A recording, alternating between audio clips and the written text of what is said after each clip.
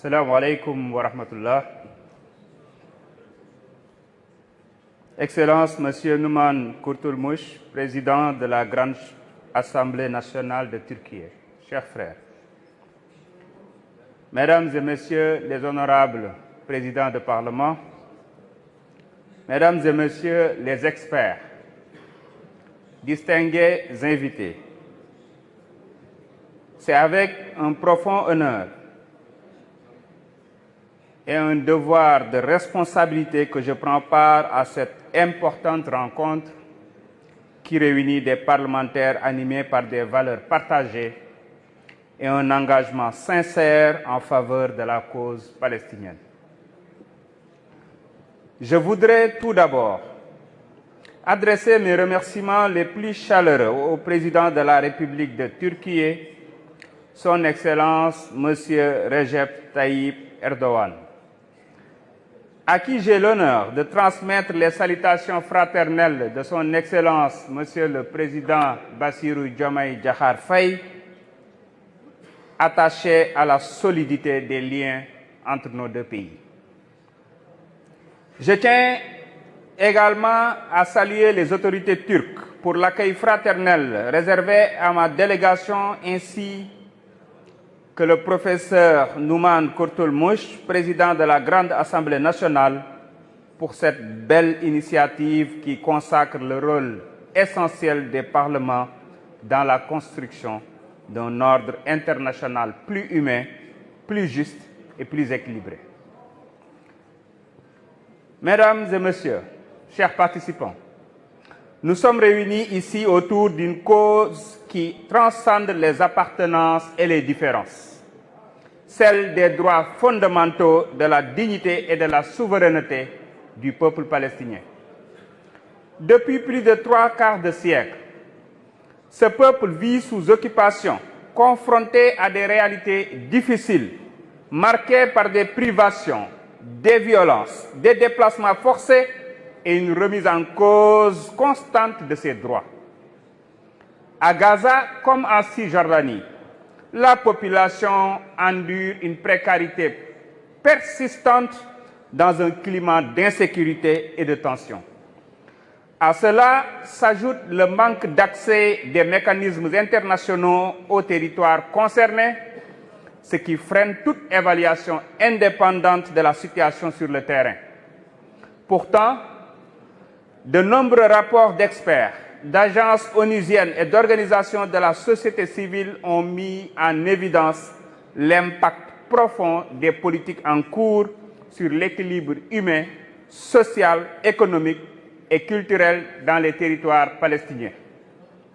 Mesdames et Messieurs, le silence face à cette tragédie prolongée serait une forme de complicité.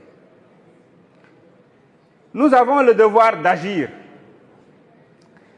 Agir, c'est dénoncer, mais aussi proposer des actions concrètes.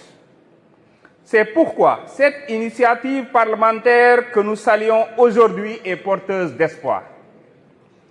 Elle ouvre une voie de dialogue, de coopération et d'action concertée au service d'une paix juste, durable et respectueuse des droits de tous.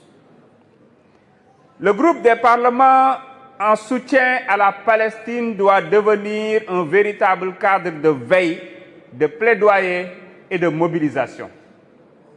Le Sénégal,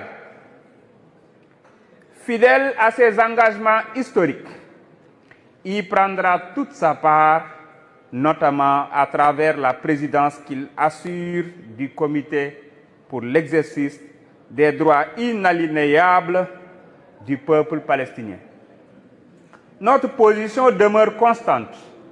le soutien à une solution fondée sur la coexistence pacifique de deux États vivant côte à côte dans la sécurité et la reconnaissance mutuelle.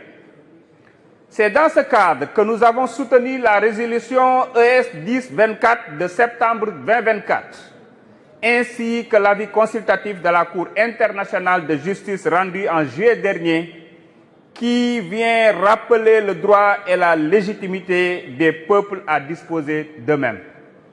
Toutefois, les dynamiques actuelles, marquées par des pratiques contraires au droit international et l'impuissance d'un Conseil de sécurité divisé, fragilisent davantage les perspectives de paix.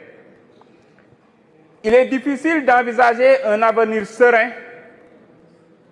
lorsque les réponses humanitaires ne sont pas accompagnées d'un engagement fort pour remédier aux causes profondes du conflit.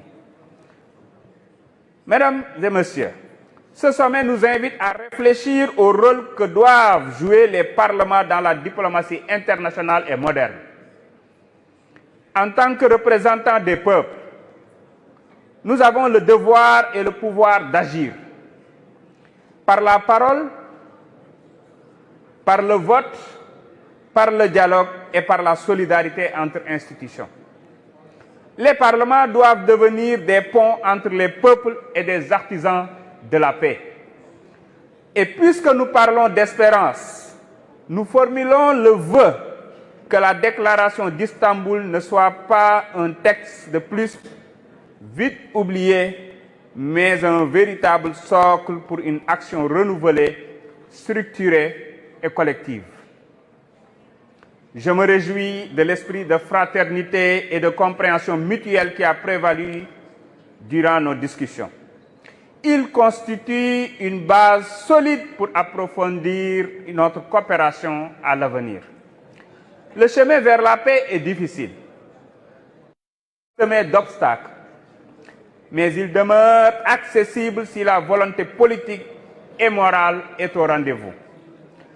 Notre responsabilité aujourd'hui est de poser des actes forts pour que demain l'histoire retienne qu'un jour du 18 avril 2025 à Istanbul, les parlements du monde ont choisi de se lever avec dignité pour défendre une terre porteuse de foi, de mémoire et d'espoir, une terre sacrée pour toute la Oumma islamique, berceau du troisième lieu saint de l'islam.